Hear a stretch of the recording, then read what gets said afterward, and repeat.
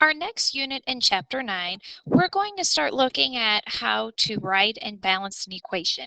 But first, we are going to just simply look at what's called a word equation and how we can convert a word equation over to a formula equation. First off, remember that a chemical equation is a chemical change that's occurring. So that means that we're going to have new substance or substances that are going to be formed. So let's take a look first at our word equation. So here we have silver reacts with sulfur to produce silver sulfide. If we're going to pull out our important words from our word equation, we want to pull out our elements or the compounds. So here we have silver, reacts is going to be our plus sign,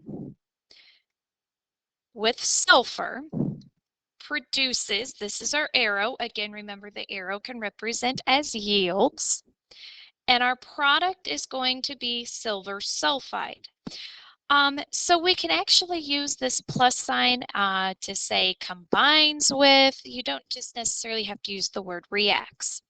So on this side of our chemical equation, these are the reactants, and the arrow is always pointing to our products. So we can have some reactions where we have one reactant, two reactants, maybe even three reactants.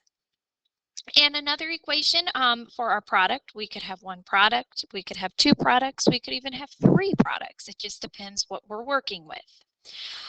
Now we're going to go from our words. So we'll look up silver and write its symbol, which is Ag. Sulfur symbol is S. We draw an arrow and we look up silver is Ag, sulfide is S. Where do we get AgS? Well, let's think back to our last chapter. Silver has the charge of +1. Sulfur has the charge of -2. Cross and drop, and you get Ag2S.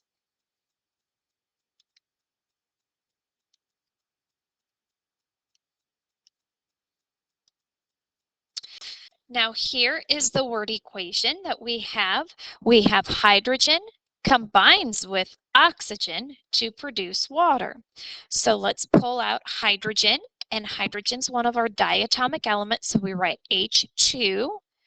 Combines is our plus sign with oxygen. Again, oxygen is another one of our diatomics, O2. If you're not sure which ones are your diatomics, look back in your covalent bonding notes from chapter 7 and chapter 8, specifically in chapter 7, and we use the mnemonic device of brother, I need 4 old clean hats to help remember these 7 diatomic elements. And then the formula for water is H2O.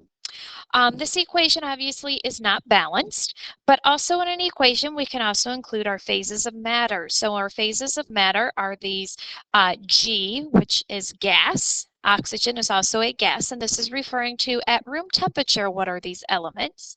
And at room temperature is when our chemical reactions are going to occur. So in this case, we're going to have a water liquid that is formed.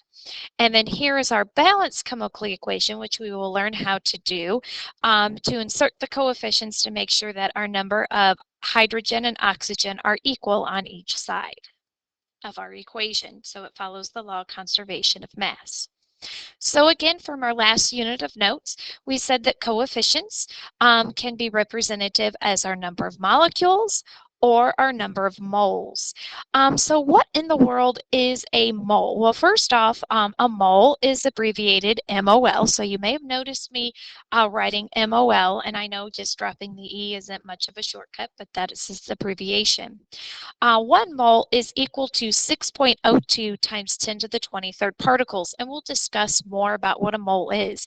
Basically, a mole is like a unit. So think about a dozen. When we think of a dozen, that number is going to be 12. If I think of a gross of paper, how many sheets of paper, a ream of paper, how many sheets of paper in a ream? That is 500. So it's just a unit that we use. Like I said in our last equation, we can include our phases of matter. So we have G represents gas that has no definite volume or shape. L represents liquid that has a definite volume but no shape. S is a solid that has definite volume and shape. And then we have a new phase of matter. This is called aqueous, AQ, which means that it's a solution like Kool-Aid. It's only going to exist in a solution state. All acids are classified as aqueous solutions. Again, these phases of matter are referring to room temperature. So let's look at the word equation. We have lithium combines with oxygen to produce lithium oxide, a solid. So if we wanted to fill in our first write our chemical equation, so here I've wrote the formulas. Li for lithium combines with O2 oxygen, produces lithium oxide again. Lithium has a charge of +1, oxygen has a charge of -2, cross and drop to get Li2O. Now what we're going to include here will be our phases of matter. So let's think about it. What's lithium? Lithium's on the left-hand side of the periodic table where our metals are located. And remember, all metals except for mercury are going to be solid at room temperature. Mercury is a liquid, so we're going to put an S in here. Oxygen at room temperature is going to be a gas, so we'll put in a little G. And lithium oxide, I already told you, was a solid. And this is just a picture representation. Solids are going to have your molecules or your atoms, in this case, are going to be very close together. They can be in a regular pattern, or they could be in what's called an amorphous structure, which means that they're not in a regular repeating structure. In this case, sodium chloride is a crystalline structure, which is a regular repeating. Liquid, you're going to have your molecules are going to be a little bit further apart. And then gases, such as diatomic oxygen, your molecules are going to be have lots of space between them. Also, in an equation, we can also show when energy is going to be part of your reactant or your product. So we talked about endothermic reactions. Remember we said endothermic reactions are going to absorb energy or heat. So it's going to feel cold. So if you have an endothermic reaction, energy is going to be required. So here we're going to actually break these bonds between our hydrogen and our oxygen. So we're going to take that energy in to break it down into our hydrogen and our oxygen.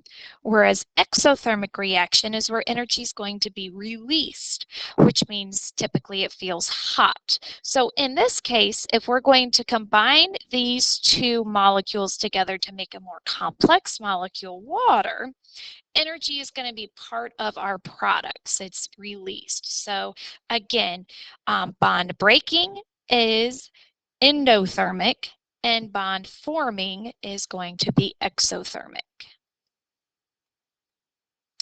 And just real quick again, I just wanted to show you that again, this is a word equation. We have chlorine plus sodium bromide produces bromine and sodium chloride.